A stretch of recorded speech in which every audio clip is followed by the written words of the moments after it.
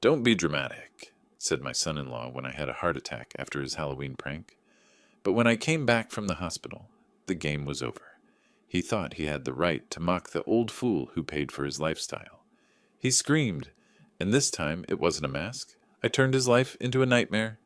Before we continue, please subscribe to the channel and write in the comments what time it is where you are now. The plastic skeleton dangled from my hand, its jaw frozen in a permanent grin. I'd been digging through storage boxes in the garage, hunting for the fog machine, when Wesley's voice cut through the thin wall, separating us from the backyard. Yeah, the old fool pays for everything while I build my business. Free rent, free food, the whole deal. I stopped breathing. The skeleton swayed slightly. Best setup ever, man. Just gotta put up with him hovering around. His laughter, casual, comfortable, drifted through the October evening. I stood there, cardboard box edges cutting into my palm, and felt something shift inside my chest. Not pain, not yet, just recognition. 4 years of temporary financial troubles. 4 years of supporting them. And this is what he said when I wasn't supposed to hear. I forced myself to move. The decorations needed to go up. That's what I did every Halloween. That's who I'd always been. The Arizona sunset painted the sky in streaks of orange and purple as I carried boxes to the front porch. My hands worked automatically, stringing orange lights along the railing, positioning jack-o'-lanterns, arranging the fog machine. Each action felt mechanical now, distant. Wesley's words played on a loop in my head. The old fool. I clipped fake spider webs to the doorframe and remembered doing this with Margaret, her laughter bright and genuine. She'd been gone 3 years. Now I decorated alone while the people living in my house, the house she and I had bought together, paid off over 30 years, treated it like a free hotel. Darkness settled over the neighborhood as I returned to the garage for the final box, the animatronic witch that cackled when triggered. The garage was dim, lit only by a single bulb that cast long shadows across the concrete floor. I bent to lift the box. Behind me, a chainsaw engine roared to life. The sound exploded in the confined space, deafening. A figure lunged from the shadows, grotesque horror mask, chainsaw raised, screaming. My heart seized, not figuratively. The pain erupted in my chest like a vice tightening, crushing, radiating down my left arm. I stumbled backward. The box crashed to the floor. My hand clawed at my chest. I couldn't breathe, couldn't speak. The pain was obliterating everything else. Wesley pulled off the mask, grinning. The chainsaw, I could see now it had no blade, just noise, idled in his hand. Come on, Eldon, don't be so dramatic. It's just Halloween fun. I tried to form words. My voice came out as a gasp. Call ambulance. My vision blurred at the edges. My legs wouldn't hold me. I sank to my knees, one hand still pressed against my chest, where the pain radiated outward like fire. Wesley's grin faded to annoyance. You're fine. Stop overreacting. Footsteps. Cora appeared in the doorway, backlit by the house lights. She saw me on my knees, gasping for air. Wesley, what happened? Nothing. He got startled. He's fine, just wants attention. My hand shook as I fumbled for my phone in my pocket. My fingers felt numb, clumsy. I managed to pull it out, stared at the screen until it made sense. Dialed 911. Wesley watched with crossed arms. Cora stood frozen in the doorway, uncertain. The operator's voice came through tinny and distant. 911, what's your emergency? I forced the words past the crushing weight in my chest. Heart attack. Sir, can you describe your symptoms? Chest, crushing, left arm, can't breathe. An ambulance is on the way. Stay on the line with me. 8 minutes out. I lay down on the cold garage floor, phone pressed to my ear. The operator asked questions, my age, medications, what happened? I answered in gasps. Wesley had retreated into the house. Cora knelt beside me now, but her hand on my shoulder felt weightless, meaningless. Dad, you'll be okay. You probably just panicked. I looked at her, my daughter, and saw a stranger. The pain in my chest was physical, unbearable. The pain somewhere deeper was worse. The operator's calm voice guided me through the weight. Stay still. Keep breathing. Help is coming. In the background, I heard Wesley's voice from inside the house. Casual, maybe laughing at something on TV. Cora remained kneeling beside me. one hand on my shoulder, a gesture that felt more like performance than care. 4 minutes away now, sir. I closed my eyes. The pain radiated through my body in waves, but beneath it a thought formed, cold and clear as ice water. They're not going to help me. I'm on my own. The siren grew louder, then stopped. Red and blue lights flashed against the garage walls, painting everything in urgent colors. Paramedics rushed in with equipment, all efficiency and purpose. They asked questions, rapid fire, my age, medications, what happened. Chest pain, I managed. Started suddenly. Called myself. One paramedic glanced toward the lit windows of the house. Family here? We can take one person in the ambulance. I nodded toward the doorway where Wesley and Cora still stood, watching. The paramedic disappeared briefly, returned with a neutral expression that told me everything. They said they'll come to the hospital tomorrow. Can't ride with us right now. The words landed like stones in still water. They're not coming. That's what they said, sir. We need to go now. They lifted me onto the stretcher, wheeled me past the Halloween decorations I'd hung just an hour ago. Through the pain and the oxygen mask, I saw Wesley and Cora in the doorway, watching, not moving.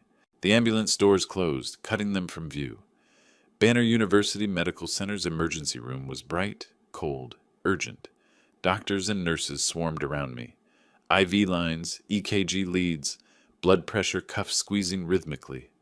Dr. Mitchell, a woman in her 50s with quick hands and calm eyes, read the monitors, her face serious. Mr. Woods, you've had an acute myocardial infarction, a serious heart attack. We need to get you to the cath lab immediately to place stents and restore blood flow to your heart. Time is critical. Do you understand? I nodded through the oxygen mask. We're going to take good care of you. But we need to move now. The ceiling tiles blurred as they wheeled me down hallways. The terms washed over me, blocked arteries, stent placement, cardiac catheterization. This is serious, I thought. This could kill me. And they stayed home. The catheterization lab was sterile, quiet except for beeping monitors. Dr. Mitchell explained they were inserting stents to open my blocked arteries. I was awake but sedated, watching the procedure on a screen I didn't understand. 2 stents. The pressure in my chest eased slightly. You're lucky, Dr. Mitchell said. You called quickly. Another 20 minutes. She didn't finish. Didn't need to. Lucky, I'd called myself. Saved myself. Because the people living in my house couldn't be bothered. The intensive care unit was quiet at night, just the symphony of monitors and ventilators humming around me. I lay in the hospital bed, wires connecting me to machines that tracked every heartbeat. 3 days passed in a haze of medication and vital sign checks. Cora visited once, on the 2nd day. Stayed 15 minutes. Dad, oh my gosh, this place is so hard to find. And parking is terrible. I've been so worried. I watched her scroll through her phone while she talked. You came once, I said quietly. It's a long drive, and Wesley needed the car for his meetings. You understand? She checked the time on her phone. I should go soon. Traffic gets bad. She left, promised to visit again, didn't return. Wesley never appeared, not once. Nurses came and went, kind strangers providing more care than my own family. On the 3rd night, a nurse named Rose checked my IV. She was older, with gentle hands and tired eyes. She looked at the empty chair beside my bed. Honey, where's your family? You shouldn't be alone after something like this. Most patients have someone here constantly. I was silent for a long moment. They're busy. Rose's expression softened. I see. After she left, I lay in the darkness, unable to sleep despite the exhaustion. Her question echoed through my mind. Where's your family? I started calculating. 4 years. They'd moved in when Wesley's business opportunity fell through. Temporary, they'd said, just until we get back on our feet. My house, the house Margaret and I had bought together, paid off over 30 years, became their free housing. Market rent in Phoenix for a house like mine. $2,500 a month, times 48 months. $60,000. Utilities, another $350 monthly. $17,000. Groceries, insurance, repairs to the roof last year, the new water heater. I paid for everything. The number crystallized in my mind. $140,000. 4 years of support. And when my heart stopped, they stayed home. watching TV. My fingers tapped against the hospital blanket, performing the calculations again. Verifying. The numbers didn't lie. Where's your family? The answer formed, cold and final. They're not. Not anymore. I whispered it to myself in the darkness. 4 years. 140,000. Pause. And they stayed home. Longer pause. Where's your family? My hand curled into a loose fist on the blanket. I'm done. I'm done being used. Outside my door, the hospital continued its night rhythms. Distant voices, squeaking wheels. The occasional alarm from another room. My phone sat on the bedside table. Screen, dark. Tomorrow, Dr. Mitchell had said, they'd discuss discharge plans. Tomorrow I'd need someone to pick me up, drive me home. I already knew who wouldn't volunteer. My hand rested on the blanket, fingers tapping the slow rhythm, not nervous, but calculating. The numbers kept running through my mind. 140,000. 4 years. 1 visit. 0 calls. The tapping stopped. My hand curled into a loose fist. Outside, the Phoenix night was dark, but morning would come. And when it did, things would be different. A week after the heart attack, Dr. Mitchell signed the discharge papers. I sat on the edge of the hospital bed, dressed in clothes Cora had dropped at the nurse's station yesterday. Not delivered in person, just left there like luggage. Complete rest for at least 2 weeks, Dr. Mitchell said, handing me a thick folder. No strenuous activity. Take these medications exactly as prescribed. Avoid stress. Your heart needs to heal. Follow-up appointment is scheduled for 2 weeks from today. Do you have someone at home to help you? I paused. Yes, I'll manage. The wheelchair ride to the entrance was hospital policy. At the automatic doors, no family car waited. I pulled out my phone, ordered a taxi. The driver helped me into the back seat with my discharge folder and small bag. More care than my relatives had shown. As we pulled away from Banner University Medical Center, I watched the building recede in the side mirror. I'd survived. Alone. The taxi turned into my neighborhood 20 minutes later. Familiar streets lined with desert landscaping and tile roofs. My house appeared, and something tightened in my chest. Not cardiac pain, but recognition. The Halloween decorations I'd hung before everything changed still sagged there, pathetic in the November daylight. The driver helped me to the door with my bag. I paid, tipped well, watched him leave. Then I stood on my own porch, key in hand, took a breath, opened the door. The smell hit first. Stale food, unwashed dishes, something sour from the kitchen. The living room was chaos. Pizza boxes stacked on the coffee table, beer bottles lined up on the end table, dirty plates scattered across surfaces. The television blared some daytime show. Wesley sprawled on my couch. Cora sat in the armchair, both staring at the screen. Neither turned. Wesley's voice came flat, eyes still on the TV. "Oh, you're back. We thought you'd stay longer." Not welcome home. Not how are you feeling. Just surprised that I'd returned to my own house. "You should have called," Cora added, glancing over. "We weren't expecting you today." I stood in the doorway, hospital bag in hand. I was discharged. This is my home. Wesley shrugged. "Yeah, sure." I carried my bag past them down the hall to my bedroom. Unpacked, slowly. Changed into comfortable clothes. The house felt foreign, occupied by strangers who looked like people I'd once known. Evening settled. I made myself simple food in the chaotic kitchen, soup and toast, following the dietary restrictions Dr. Mitchell had emphasized. I cleared just enough counter space to work, surrounded by their mess. Wesley and Cora emerged when they smelled food, helped themselves without asking, carried bowls to the dining table. I joined them with my own meal, moving carefully, still fragile. Silence stretched between bites. Then Cora spoke, her voice artificially light, almost cheerful. "Dad, honestly, it was so peaceful without you here. No offense, but you're always hovering, watching everything we do. We could finally relax." My spoon paused halfway to my mouth. "I was in the hospital," I said quietly. "I know, but still." She became defensive. "You have to admit, you can be a lot sometimes." Wesley leaned back in his chair, nodding. "Yeah, man. You need to chill and give us space. This is our home, too. You act like we're guests or something." I set my spoon down carefully, looked at it resting against the bowl's edge. "This is your home, too," I repeated. Exactly. Wesley gestured with his fork. So stop treating us like we don't belong here. I looked up, met his eyes. Then Cora's. My daughter. My only child. Strangers wearing familiar faces. I understand now, I said after a long pause. Perfectly. Neither caught the undertone. They continued eating, discussing something they'd watched on television while I was fighting for my life in intensive care. Late that night, the house finally quiet, I sat in my study and locked the door. This small room felt like sanctuary, the one space they hadn't colonized.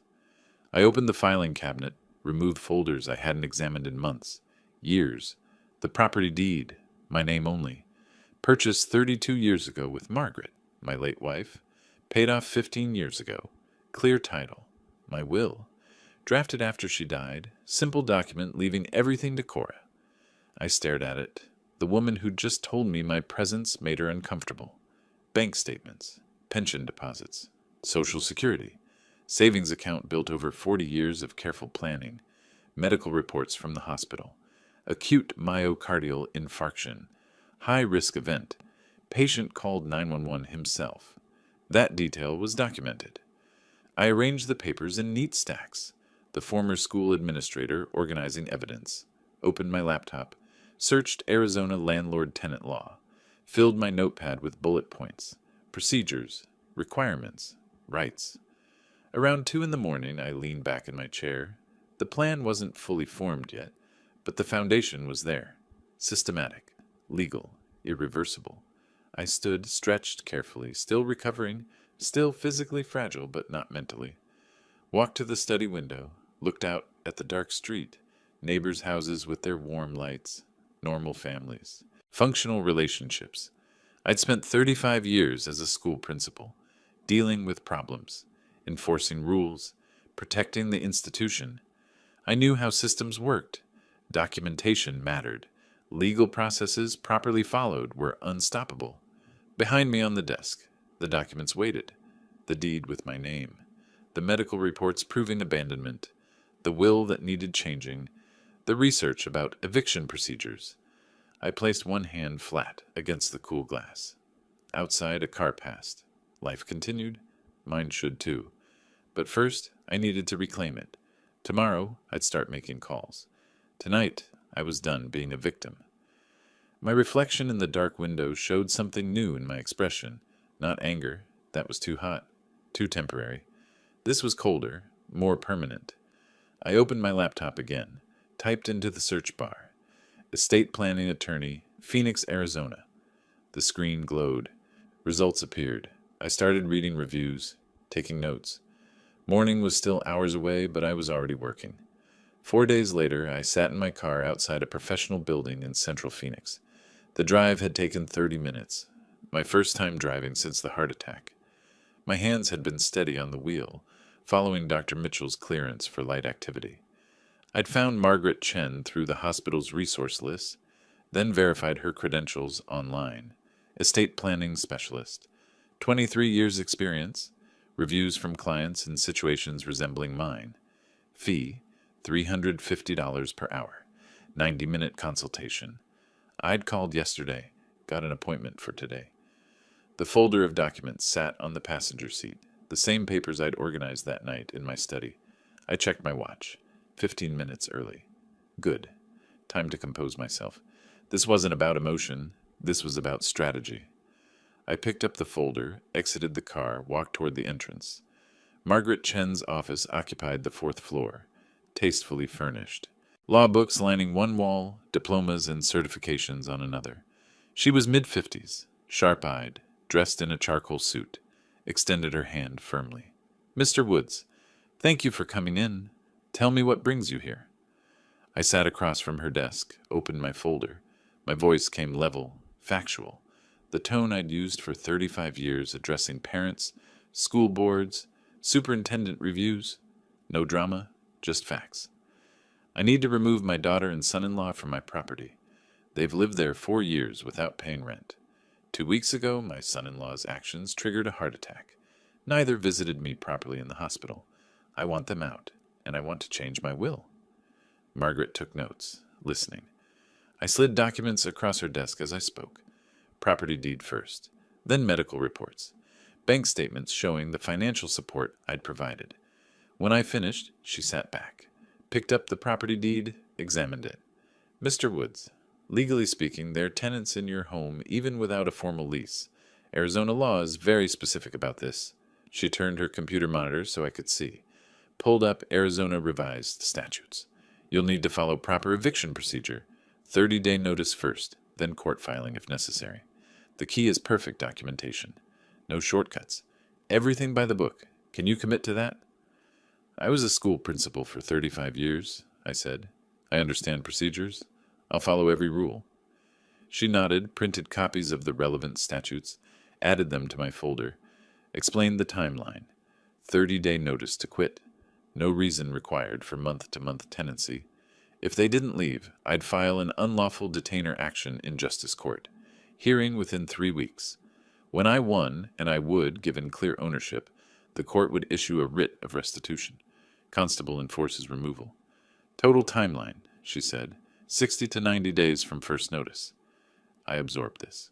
2 to 3 months. Longer than I'd hoped, but acceptable if the process was certain. Margaret opened a second file on her computer.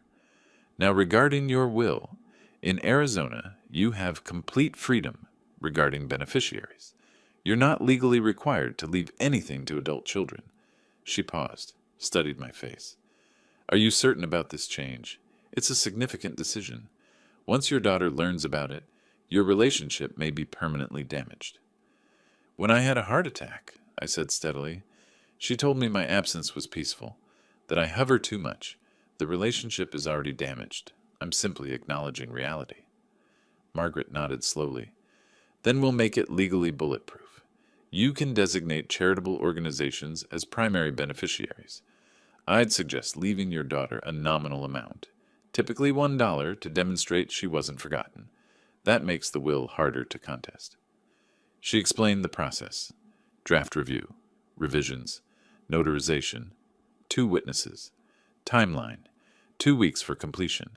She could also prepare a living will and healthcare power of attorney, given my recent medical event. Total fees, she said, $2,500 for both the eviction notice preparation and the complete will revision package. I didn't hesitate. Pulled my checkbook from my jacket pocket, brought specifically for this purpose. Wrote the check.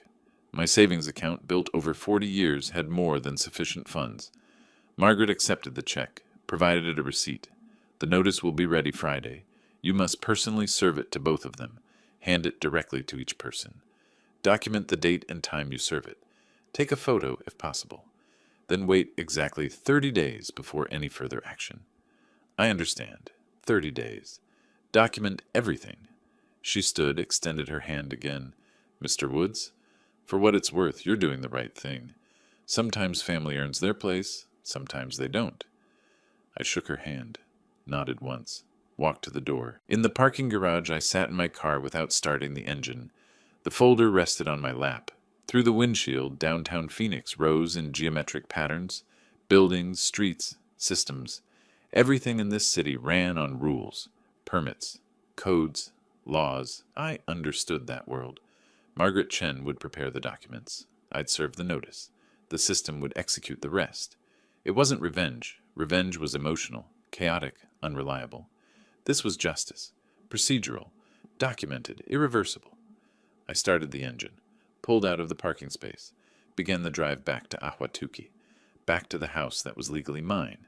That would soon actually be mine. In 3 days, I'd have the eviction notice. In 2 weeks, the new will. The timeline was established. The plan was in motion. For the first time since Halloween night, something in my chest eased. Not the cardiac pain, but the weight of helplessness. I wasn't helpless anymore. My exit approached on the freeway. I signaled, merged right, took the ramp toward home. Familiar streets appeared. My neighborhood. The house with the sagging Halloween decorations I still hadn't taken down. I pulled into the driveway. Wesley's car sat there, unemployed Wesley, who stayed home all day in my house, living off my retirement savings. I turned off the engine, picked up the folder, sat for a moment looking at the front door. In 3 days, I'd walk through that door with a legal document. Everything would change then, but not yet. For now, I'd go to my study, lock the door. Wait. The folder felt solid in my hands. Real. Actionable.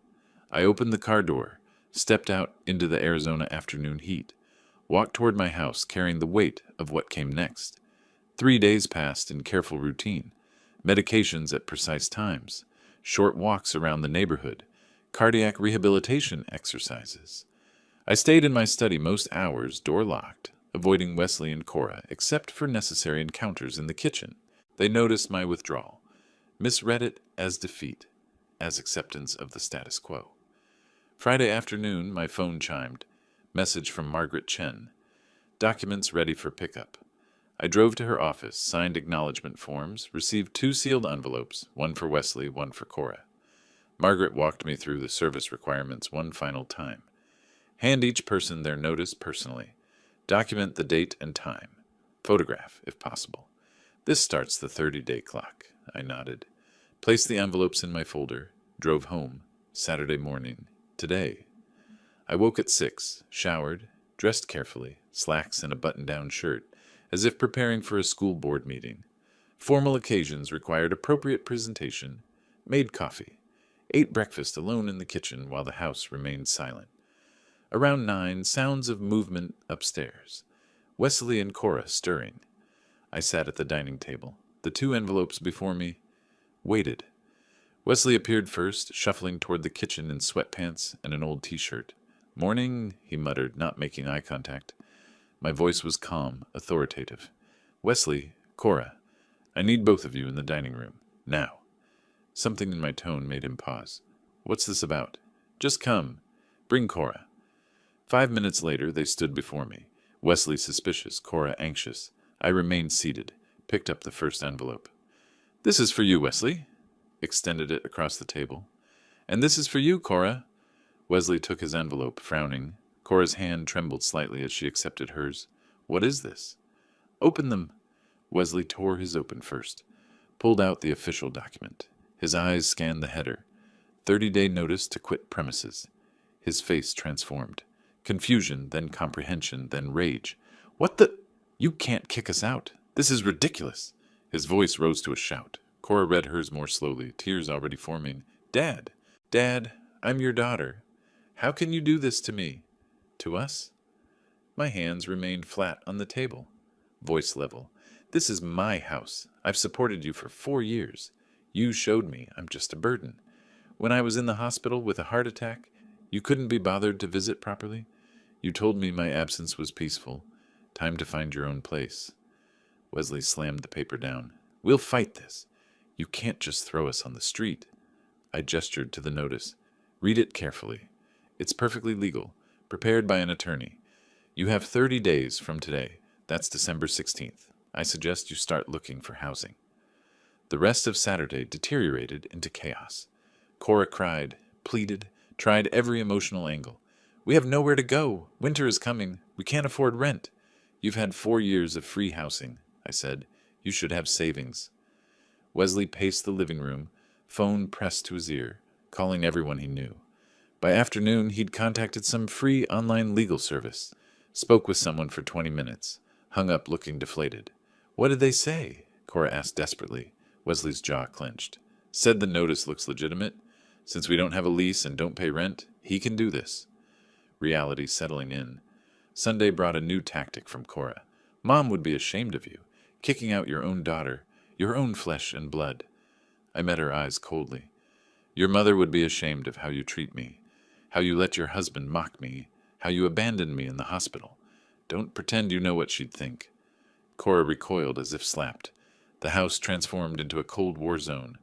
Wesley and Cora stopped speaking to me except in angry bursts. Meals became separate affairs. The television stayed on late into the night, volume deliberately loud, small acts of defiance. I documented everything: noise levels, times, behaviors. My notebook filled with entries. Monday, Wesley blocked my car in the driveway for 3 hours before moving it. Tuesday, Cora accidentally threw away mail that had been on the counter. Small harassments, testing boundaries. I responded by installing a lock on my bedroom door, matching the one on my study. Kept important documents in my car trunk now. Wednesday evening, 5 days after serving the notice, I sat in my study, reviewing my calendar. 25 days until the deadline. If they refused to leave, and I suspected they would, Margaret would file the unlawful detainer action. Court hearing 3 weeks after that. February before this ended, probably. I'd learned patience over decades in education. I could wait. A knock on my study door made me look up. "Dad, can we talk?" Cora's voice, small, tentative. I stared at the closed door. "Read the notice. 30 days. That's all the talking needed." "Dad, please." 25 days now. I suggest you start packing." Footsteps retreating. I returned to my calendar, marking off another day. 9 days after serving the notice, the phone calls began. Sunday afternoon, my cell rang. Cousin Janet from Tucson, voice tight with concern. "Eldon, I just got a message from Cora. She says you're evicting her? Your own daughter?" I kept my voice neutral. "That's correct. But why? She says you're throwing them out with no reason, no warning." I could hear Cora's narrative in every word. "Janet, I've housed them rent-free for 4 years. When I had a heart attack, they didn't visit properly. I gave them 30 days legal notice. That's all I owe anyone." Silence. "That seems harsh, Eldon." "Perhaps. It's also my legal right." She hung up shortly after. The second call came an hour later. My nephew Mark. Same story, different voice. Cora had been busy, messaging extended family, painting herself as victim. I kept responses short, factual, refusing to justify myself. By evening, my phone showed 6 calls, 4 voicemails. I listened to none of them. They didn't matter. This wasn't a popularity contest. It was a property matter, governed by law, not family opinion. 3 days later, Wednesday morning, I discovered the damage. I'd gone out for my cardiac rehab appointment, 90 minutes of supervised exercise and monitoring. Returned home around 11 to find my study door standing open, the lock mechanism hanging loose, screws stripped from the doorframe. My heart rate spiked, not cardiac distress, but fury carefully controlled. I stepped inside, filing cabinet still locked, desk drawers undisturbed, computer closed as I'd left it, but the door, the symbolic boundary, violated. Wesley was in the living room, feet on the coffee table, watching television. "Wesley, my study door lock is broken." He didn't look away from the screen. "Huh? That's weird. Must have been weak or something. It was fine this morning when I left for my appointment." Maybe it just gave out. Old house, old hardware. These things happen. The casual lie, the deliberate disrespect. I pulled out my phone, took photos of the damaged lock, the stripped screws, the door frame. Then I walked past him, got my keys, drove to the nearest police substation. Officer Rodriguez, mid-40s, professional demeanor, took the report. "You're filing for property damage?" "Yes, and I want it documented. I've served them with an eviction notice. This is retaliation." He made notes, assigned a case number. "Property damage, residential, estimated repair cost? $150 for locksmith, but I'm more concerned about the pattern of behavior. They have 21 days left on their notice. I expect more incidents." Rodriguez looked up from his paperwork. "You anticipating escalation?" "I'm preparing for it." He nodded slowly. "Smart. Keep documenting. Photos, times, descriptions. If it continues, you'll have evidence for the eviction hearing." I left with a police report number, stopped at a hardware store, bought a new deadbolt and a small wireless security camera, the kind that records to cloud storage. By evening, the new lock was installed, camera mounted inconspicuously on a bookshelf, angled to cover the study door and desk. I tested it from my phone. Clear image, motion-activated recording. Ready. The following Monday, December 1st, 15 days before the deadline, I woke to voices. My bedroom clock showed 1:47 a.m. Male voices, multiple, from downstairs. Laughter, music, glass clinking. I got up quietly, pulled on clothes, crept to the top of the stairs. The living room lights blazed. Wesley sat in the armchair, beer in hand, talking with 3 men I'd never seen. Large men, rough-looking, sprawled on my furniture. More beer bottles on the coffee table. The television played some action movie at high volume. One of the strangers noticed me on the stairs. "Hey, that the old man?" Wesley turned, raised his beer in mock salute. "Yeah, that's him. Don't worry, he's harmless." I descended slowly. Wesley, it's almost 2 in the morning. Who are these people? Friends of mine. We're just hanging out. Relax. In my house at 2 a.m. on a Monday night. One of the men, tattooed arms, hostile eyes, leaned forward. You got a problem? I assessed the situation. 3 large men, potentially confrontational, middle of the night. I pulled out my phone, started recording video. I'm documenting this. You're trespassing. All of you need to leave. Now. Wesley stood, anger crossing his face. Put that phone away. These are my guests. This is my home. I kept recording, voice calm. This is my property. They're not on the lease, because you don't have a lease. They're trespassing. You have 10 seconds to ask them to leave, or I'm calling the police. 9, 8, 7. My thumb hovered over the emergency dial. The tattooed man rose, took a step toward me. Maybe you should go back to bed, old man. I didn't retreat. 6, 5. Something in my stillness, my complete lack of fear, made him pause. Wesley put a hand on the man's shoulder. Forget it. Not worth it. To his friends. Come on, let's go to my truck. We'll finish there. Grumbling, gathering beer bottles, the 3 men filed out. Wesley followed, shot me a venomous look. This isn't over. 14 days, I replied quietly. Then you're gone, whether you like it or not. The front door slammed. I stopped recording, saved the video, checked the timestamp, backed it up to cloud storage immediately. Then I sat at the dining table and opened my laptop, created a new document. Lease violation notice, guest policy violation. Typed out the incident, date, time, physical descriptions, Wesley's admission they were his friends, trespass on property. Printed 2 copies, one for my files, one to serve Wesley in the morning. By 3 a.m. I was back in bed, new lock, secure on my door, phone on the nightstand fully charged. Tomorrow I'd serve the violation notice, add it to the growing file. They thought they could intimidate me, make me back down. They didn't understand. I'd spent 35 years dealing with difficult parents, hostile board members, union grievances. I knew how to outlast opposition, how to follow procedures until procedures won. 14 days until the deadline. If they didn't leave voluntarily, court would force them. And every incident tonight, every broken lock, every 2 a.m. gathering, all of it would strengthen my case. I closed my eyes, slept soundly, because I was winning, slowly, systematically, but winning. December 16th arrived, the deadline. I woke early, checked every room of the house. Wesley and Cora's bedroom door closed, their belongings still present, cars in the driveway. They hadn't left, hadn't packed, hadn't made any visible effort to find alternative housing. I'd expected this, but seeing it confirmed brought cold satisfaction. I drove to Margaret Chen's office downtown carrying my folder, now thick with documentation. The original notice, police report about the broken lock, security camera footage burned to disk, the written lease violation notice, photos of damages, my detailed notebook. Margaret reviewed everything methodically. They didn't vacate. We filed today. She'd already prepared the forcible detainer lawsuit, Arizona's formal eviction action. I signed the complaint, wrote a check for the $218 filing fee.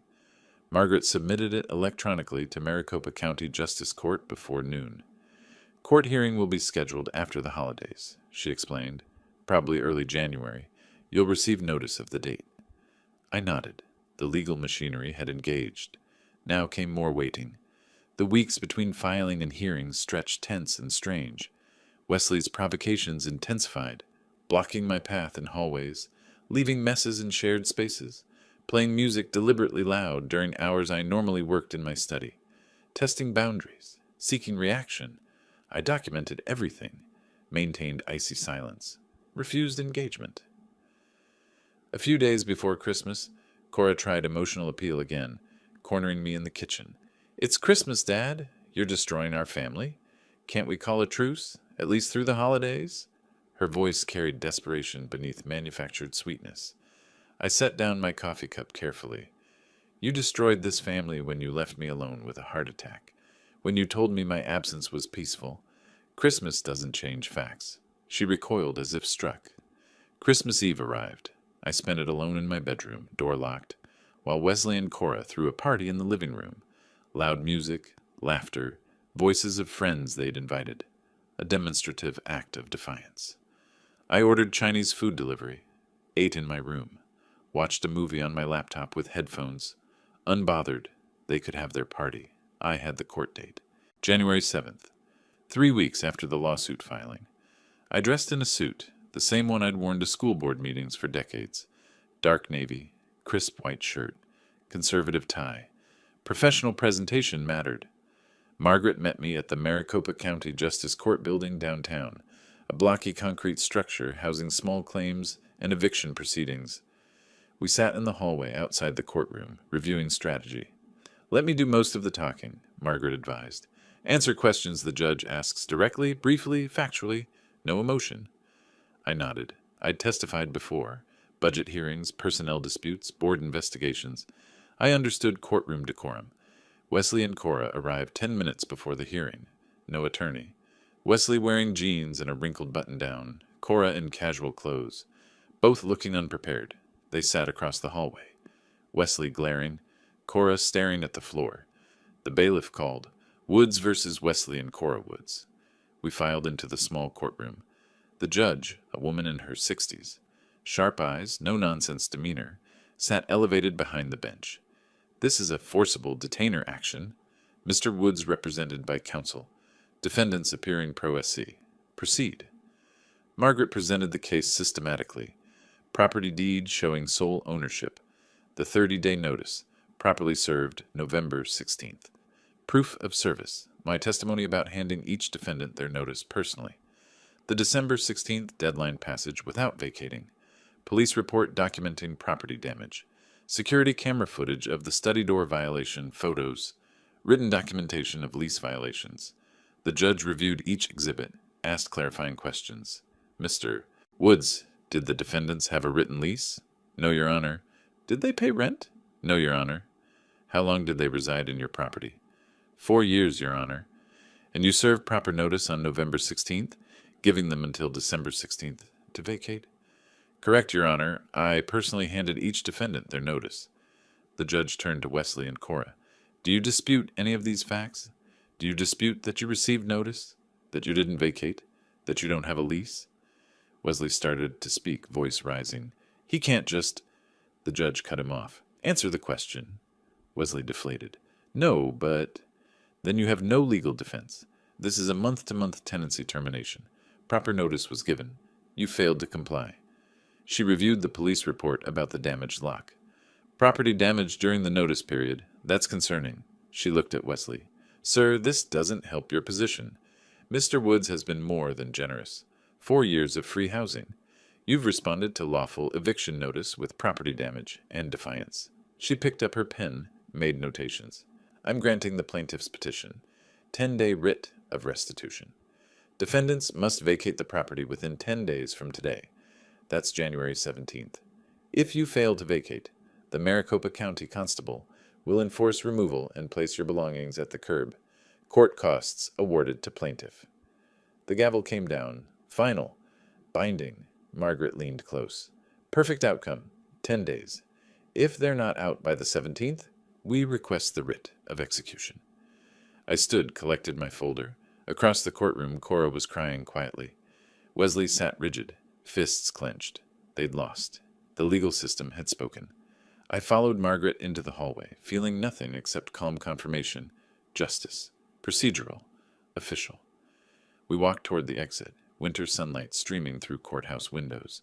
10 days, Margaret said as we reached the main doors. "If they're not out by the 17th, we file for the writ of execution. The constable will handle the physical removal." I nodded, pushed through the heavy door into January air. "There's one more thing I need to finalize," I said. Margaret glanced at me. "The will revision?" "Yes." "How soon can we complete it?" She checked her phone calendar. "The draft is ready. We can schedule the signing and notarization this week. Thursday work for you?" "Thursday's perfect." We reached the corner where our paths diverged, shook hands. "Congratulations, Mr. Woods. The hard part is done." I didn't smile. Not quite, but close. I turned toward the parking lot, folder under my arm, the January sun warm on my shoulders. 10 days until they're gone, and a will to finalize before they find out what else they've lost. Thursday, January 9th, 2 days after the hearing. I sat again in Margaret Chen's office, this time for the will signing ceremony. The document lay before me, printed on thick legal paper, every clause precisely worded. Margaret reviewed it section by section. Primary beneficiaries: American Heart Association, $200,000. Local School Foundation, the district where I'd spent my career, $180,000. Remaining assets placed in a charitable trust for educational scholarships. Cora received exactly $1, with the phrase, to acknowledge that she has not been forgotten. Margaret had prepared 2 witness signatures, her paralegal and office manager, neither with any connection to me or my family. The notary public waited. This is bulletproof, Margaret confirmed. Arizona doesn't require you to leave anything to adult children. The nominal dollar prevents challenges based on forgotten heirs. Once it's signed, notarized, and filed with my office, it's legally binding. I picked up the pen, signed my name on the designated line. Witnessed, notarized, sealed, complete. Sunday afternoon, January 12th. 5 days until the eviction deadline. The house existed in tense limbo, Wesley and Cora finally packing boxes, moving slowly as if delaying might change reality. I remained in my study, door open now since the security camera kept watch. Around 3 p.m. I heard Wesley's voice from the hallway, speaking on his phone. Tone casual, confident. My hand paused over my keyboard, that tone. I activated my phone's voice recorder, held it near the doorway, captured the one-sided conversation clearly. Wesley's words, "Yeah, after the old man kicks the bucket, we'll get at least $400K. House alone is worth $420. Just gotta wait him out." Pause. Nah, he's being stubborn now, but whatever. We'll get it eventually. Blood is blood, right? She's his only kid. Laughter. Exactly. Play the long game. The call ended, footsteps retreating. I stopped recording, played it back. Crystal clear. Every word documented. They weren't just mooching off me now. They were literally waiting for me to die, planning their inheritance. The heart attack hadn't been a wake-up call for them. It had been a financial preview. My hands remained steady as I saved the recording to 3 locations: phone, computer, cloud storage. Evidence, not for court this time, for myself. Confirmation, Wednesday evening, January 15th, 2 days before the final deadline. I'd avoided Wesley and Cora mostly, communicating only when necessary. But tonight, I had something to communicate. I prepared dinner, something I rarely did anymore. Simple pasta, salad, adequate for 3. Set the dining table formally. When they emerged from their packing, I called out, "Dinner's ready. Please sit." Suspicion crossed their faces, but hunger won. They sat. Wesley wary, Cora uncertain. We ate in silence for several minutes. I set down my fork with deliberate precision. "I have something to inform you about. Thought you should know before you leave." Cora looked up, faint hope in her expression. "I've changed my will." The words landed flatly. "Everything goes to charity now. American Heart Association, school foundations, educational trusts. You'll get $1, Cora, exactly $1, to show you weren't forgotten. The rest, approximately $400,000, goes to organizations that actually serve a purpose." I watched their faces. Shock, comprehension, rage building. Wesley's fork clattered to his plate. "What? You senile old fool! You can't do that!" His voice rose to a shout. I remained seated, calm. "Already done. Signed, notarized, filed with my attorney. Legally irrevocable." Cora's face had gone white. "Dad, you can't. I'm your daughter. I'm your only child." "Yes. And when I had a heart attack, you visited once for 15 minutes. You told me my absence was peaceful. You let your husband mock me, use my home, destroy my property. Why would I leave you anything?" Wesley stood, chair scraping back violently. "This is because we wouldn't move out fast enough. You're that petty." I met his eyes coldly. "It's because I overheard your phone conversation Sunday.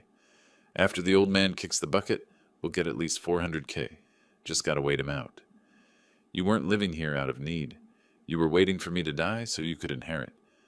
Well, surprise. There's nothing to inherit." The color drained from Wesley's face. He'd been caught. Cora looked between us, confused. "What phone call? Wesley, what is he talking about?" Wesley's hands clenched. You recorded me? That's invasion of privacy. My voice stayed level, almost clinical. In my own home, I can record what I hear. Arizona is a one-party consent state. The recording is legal and informative. I stood, collected my plate. You've been parasites, both of you, living off me while literally waiting for me to die. The heart attack was convenient for you, wasn't it? Speed up the timeline. Cora started crying, but these tears were different. Not sad tears, angry tears, frustrated tears. You can't do this. There are laws. Children have rights. Adult children have no inheritance rights in Arizona. I asked my attorney specifically.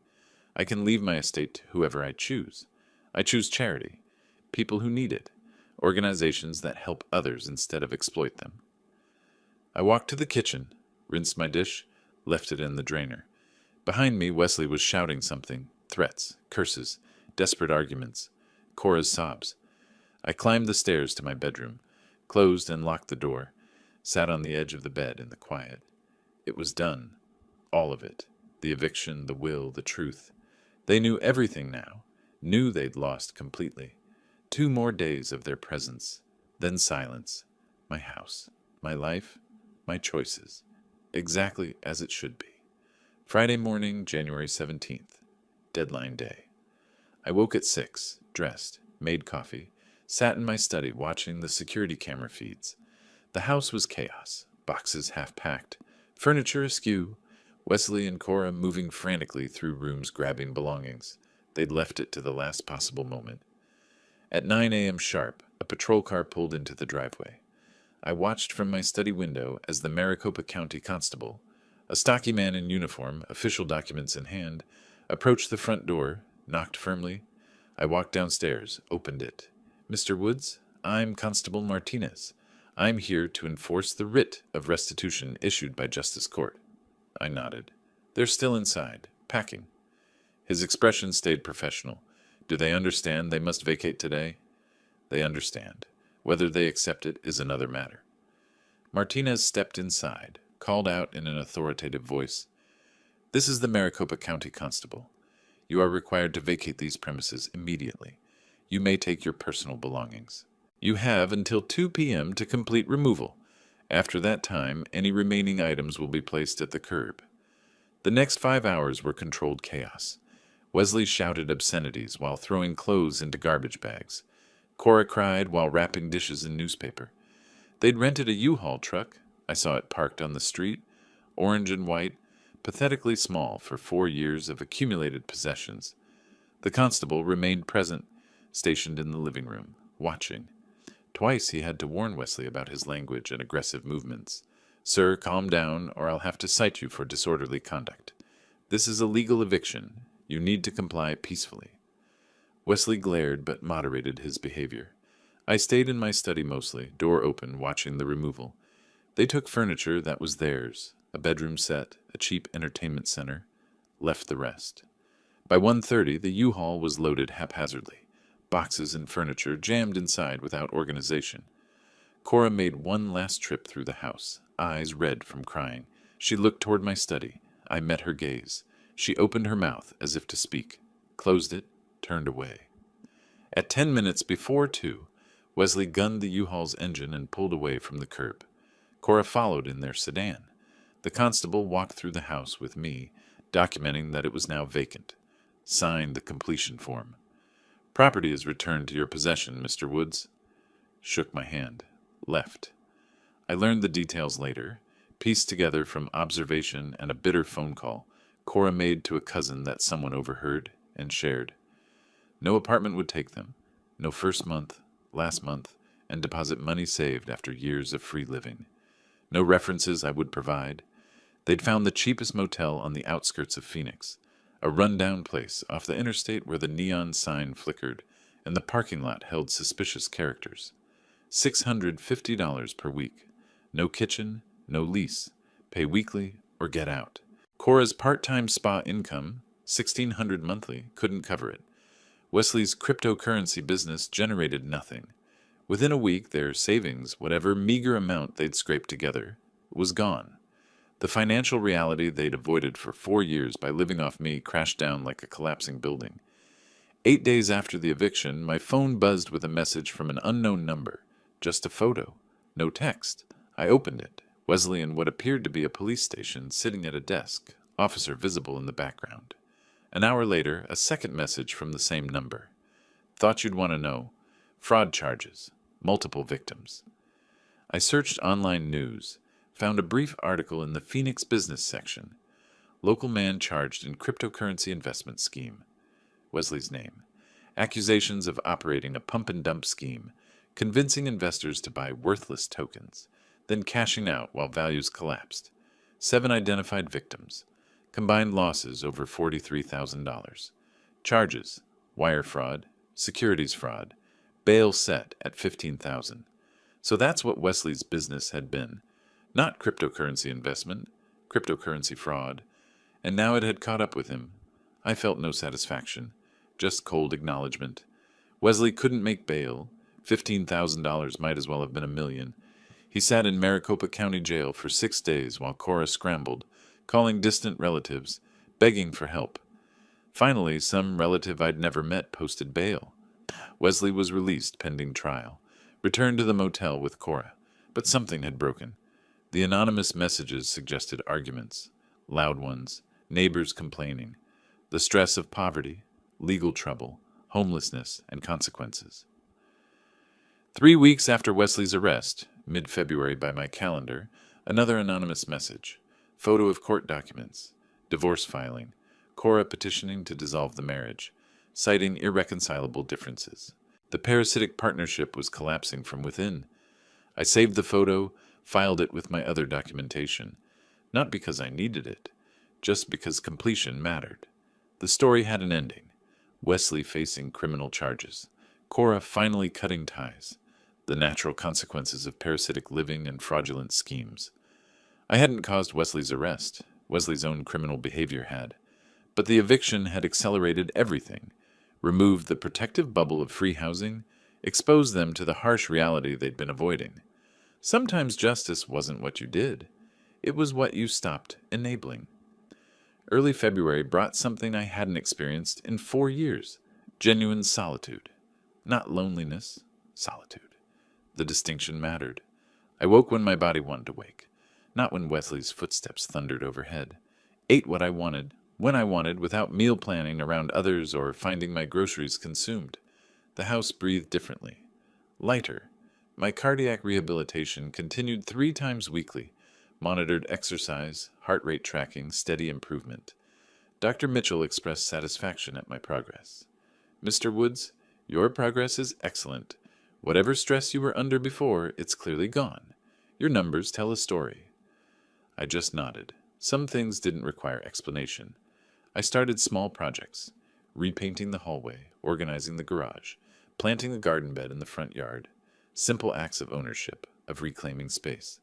Valentine's Day, February 14th. I was reviewing finances at the kitchen table when my phone buzzed. Text message, Cora's name. I stared at it before opening. Dad, I'm sorry. We were wrong. Can we talk? 8 words. 4 months of absence, exploitation, legal battles, eviction, reduced to 8 words. I set the phone down. Didn't respond immediately. 3 days I thought about it. Worked in the yard, attended rehab, prepared meals, lived my quiet life. The message sat unanswered. What did Cora want? Reconciliation? Financial help? A return to the way things were? And what did I want? A daughter who'd abandoned me during a heart attack? A daughter who'd told me my absence was peaceful? But also my daughter, my only child, the only remaining connection to my late wife. February 17th, 3 days after Cora's message. I sat at my desk, phone in hand, composing carefully. Cora, I love you, but respect comes before forgiveness. When you're ready to treat me like a father, not a resource, we can talk. Not before. I read it 3 times, adjusted nothing, sent it. The response was immediate. 3 dots showing she was typing. Then the dot stopped. No reply came. Hours passed. Days. Nothing. I experienced no disappointment, just recognition. She wasn't ready. Maybe she'd never be ready. Real change required more than an apology text when life got hard. It required understanding what had been wrong in the first place. Whether Cora understood that, time would tell, or not. Either way, my life continued. Mid-March, I saw the news update. Brief article in the Phoenix paper's court section. Wesley entering a guilty plea to reduced fraud charges. Sentence, 18 months probation, community service. Restitution of $43,000 to identified victims. No jail time beyond the 6 days already served. I read it twice. Felt nothing except closure. Wesley's criminal behavior had consequences. The victims would receive some compensation. Wesley would spend the next year and a half under supervision, paying off debt. Justice. Imperfect, as all human justice was, but real. A few days later, another brief article, divorce finalized. Cora Woods, single status. Tiny studio apartment in a working-class neighborhood. 2 jobs, full-time at a dental office, part-time at the spa. Making her own way, learning what financial independence actually required. The lessons I couldn't teach her while she was insulated from consequences. Late March. Arizona spring, arriving in warm mornings and blooming desert flowers. I sat on my back patio at sunrise, coffee cup in hand, watching the sky shift from purple to orange to blue. Next door, Mrs. Patterson was in her yard, watering plants. She noticed me, waved. "Morning, Eldon. Beautiful day." I waved back, smiled. "Beautiful indeed." My phone buzzed. Message from Margaret Chen. "All estate documents finalized and filed. You're all set, Mr. Woods." I replied, "Thank you for everything, Margaret." Her response, "My pleasure. You handled everything with impressive discipline. Enjoy your peace." I set the phone down, looked at my yard. The flower bed I'd planted 2 weeks ago showed new growth. Purple verbena, yellow lantana, red salvia. Desert plants, hardy, thriving in harsh conditions. I'd chosen them deliberately, symbols of resilience, of survival, of blooming after difficulty. My heart beat steadily in my chest, the heart that had nearly stopped on Halloween night, the heart that was healing. Everything was healing.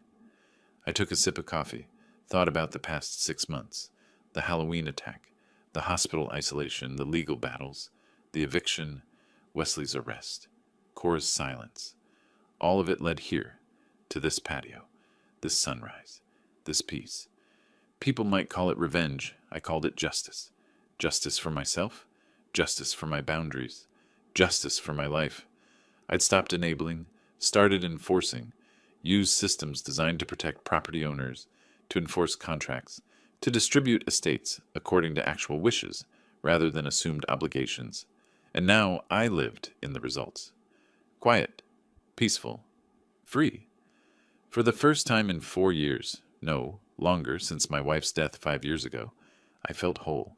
Not because I'd hurt anyone, but because I'd stopped letting anyone hurt me. The coffee was good, the sunrise was beautiful, the flowers would bloom. Life continued. Better. If you like this story, please like this video, subscribe to the channel, and share your impressions of this story in the comments. To listen to the next story, click on the box on the left. Thank you for watching.